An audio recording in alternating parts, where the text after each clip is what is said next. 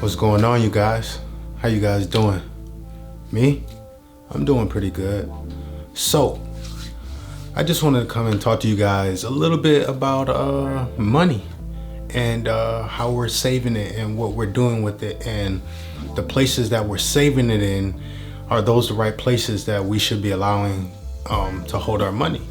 And I know about 99% of us hold our money in some type of big savings account, probably one of these big institutions like a JP Morgan, Chase, Bank of America, Wells Fargo.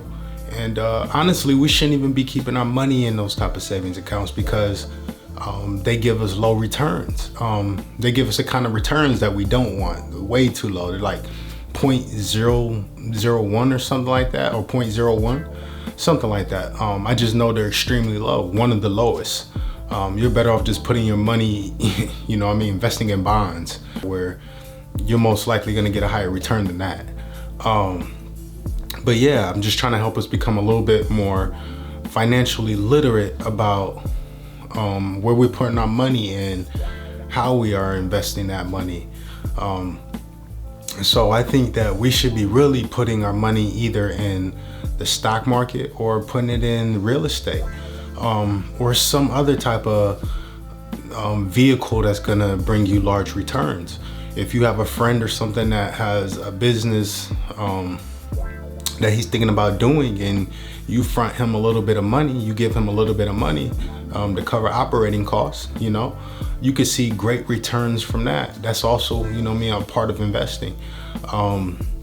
But we just need to find the right places to put this money. And another thing that we should not be doing is we should not be holding cash. I mean, unless it's, $10, $20 and we need that for shopping, buying food, or things of that nature. Or if it's a couple $100 because you're traveling and you want to have a little bit of emergency funds. But other than that, we should not be holding cash. Mainly because the value of the dollar depreciates over time. So time works against you. And this is mainly because of inflation, and mainly because of the Federal Reserve is constantly printing money. So if you look at it this way, from the stock market standpoint, if a company dilutes shares, it's constantly putting more shares out into the market. So it brings the value of your shares down. It brings the value of your stock down for that particular company. So you can look at it in the same light. The more money that they print, the more the value of your dollar goes down. So you don't want to be having money on hand. And the very wealthy people already understand this. That's why they carry around cards, and they're using credit most of the time. Most of the time they don't use their money. Rich people don't use their money, they use credit. And if they don't have money on any cards, their money is probably in some type of investment vehicle where it's making money on itself, where it's creating some type of passive income for them.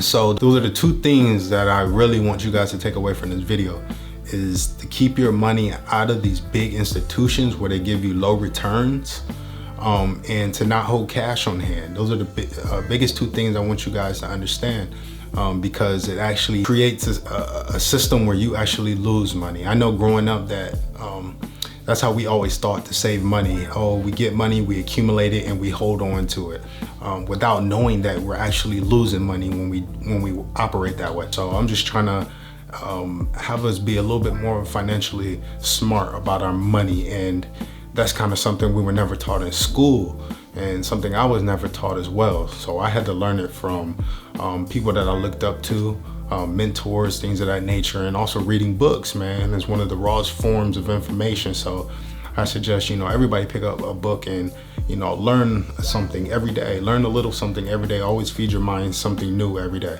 If we can understand how money works and how the system works, we can start making more gains. We can start increasing the amount of money that we have. My boy Jeremy, who you guys are about to listen to in a second, he has about 900,000 in one of his accounts. So he has a couple accounts. So he's somewhere in a million plus. But he's gonna explain a little bit the difference between the returns that you see from these big institutions versus the returns that you see from the stock market. from the stock market, you can expect somewhere 7 to 10% return in a healthy year. So me personally, I'm up about 50% in my portfolio, which is about, my rate of return is about 5 times the market's average rate of return. So I'm doing pretty good for myself right now. We could all be doing good if we, took the time to understand how to properly save and invest our money and learn how to make our money work for us instead of us trading time to make money. So yeah, his channel is called Financial Education, and he's gonna explain this a little bit better, more in depth than I just did. So if you guys want to check his channel out, you can do so. Average savings accounts rates from the big banks are nothing, right? US Bank pays you 0.01%, Bank of America pays you 0.01%, Chase pays you 0.01%, Wells Fargo pays you 0.01%. The majority of you guys watching this video right now, including myself, okay, bank with those 4 companies I just mentioned. The majority of you guys, I would say 75% plus, if not 85% plus, you guys bank with those 4 banks I just, have circled right there, okay? And the savings account rates are absolute jokes for those companies, okay? And so if you have money, right? Where are you putting that money? Are you putting your money in a US Bank savings account or a Wells Fargo savings account? Of course not. Because you have a brain and you realize that's a ripoff, okay?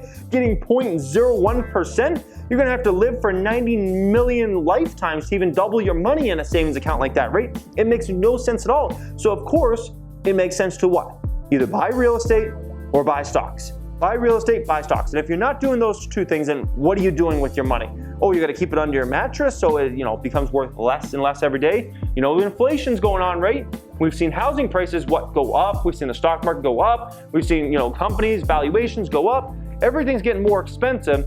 And if you have dollars on your mattress, those become worth less and less with each passing day. And if you have money in any of those savings accounts right there, especially the ones circled, guess what's happening to your money? It's being devalued day after day after day. And your 100K you got in that savings account just became worth 99K and 98K and 97K and so on and so forth. And it will continue to go down because we continue to obviously what? Deflate money, and then inflation continues to roar higher, okay? So guys, that was Jeremy, and I think he did a good explanation of why you should be having your money in the stock market. Me personally, I got my money in the stock market because I know I'm gonna get the highest returns. Over the past 2 centuries, over the past 200 years, the stock market has created the highest returns for investment. So that's where my money is, and I'm more of a long-term growth investor. So I'm focusing on company CEOs, I'm focusing on the balance sheets, and I'm focusing on the product. Is it currently a product that people are interested in? And will it be a product that people are interested in the future? Is it gonna be great demand for it in the future? So yeah, it's pretty simple, man. Most definitely, there's not 100% guarantee that you're gonna make your money back or anything like that.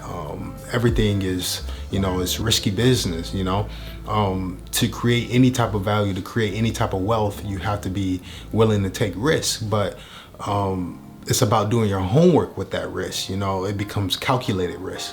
And if I do my homework on particular companies and I feel comfortable with the direction that company is going, I'm willing to take that risk because it's been calculated. I did my work behind it. I suggest that everybody, gets into some type of investment, because we all know the saying that, the rich gets richer. And that's true, because the rich understand how to play the game. And making money is a game. It's really a game. Once you understand how it works, once you understand the system and how to play it and how to manipulate the system in order for it to work for you, then making money becomes easy. They always say the first million is the hardest to make. Once you make that first million, it starts becoming easier and easier to make money after. And I know most of us haven't been taught this secret. We're never taught how to make money. We were taught how to be sheeps. We were taught, how to be cogs in a machine.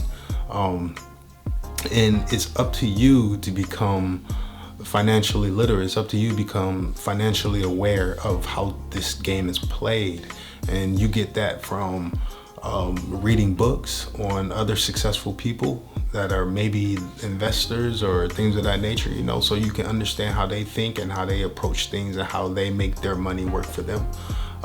Or you have mentors, people that are successful, and they pass that knowledge down to you. But you're not just gonna appear with this kind of knowledge. So we have to go out there and we have to constantly feed our mind and constantly gain information, valuable information that's gonna help us be more successful in the future. And I've learned a lot over these last 10 years. 28 now. But over these last 10 years, I've learned a lot and I've read a lot.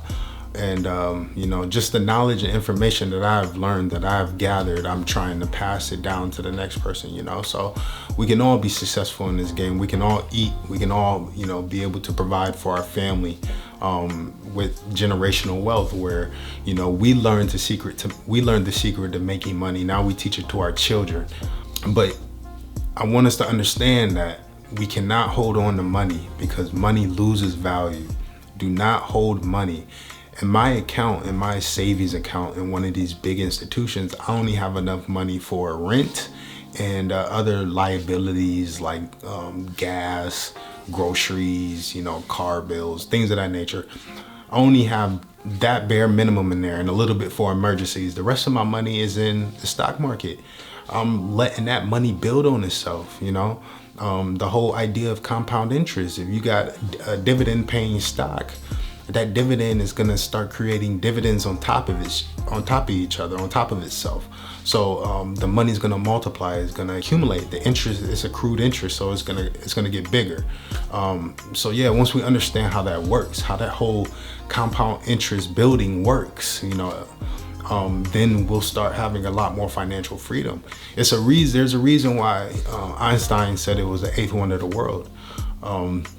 Because it's something that generates large amounts of wealth over time. It's not a short thing.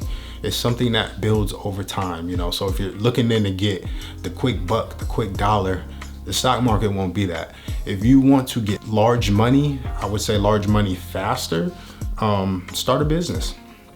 You make a lot of money a lot quicker than the stock market if you just start a business. And for my ladies, man, I want you guys also to, pick up some of this knowledge, learn more about investing, pick up books on investing, go listen to videos on Warren Buffett on how to invest and what he invests in, because this is such a male-dominated space.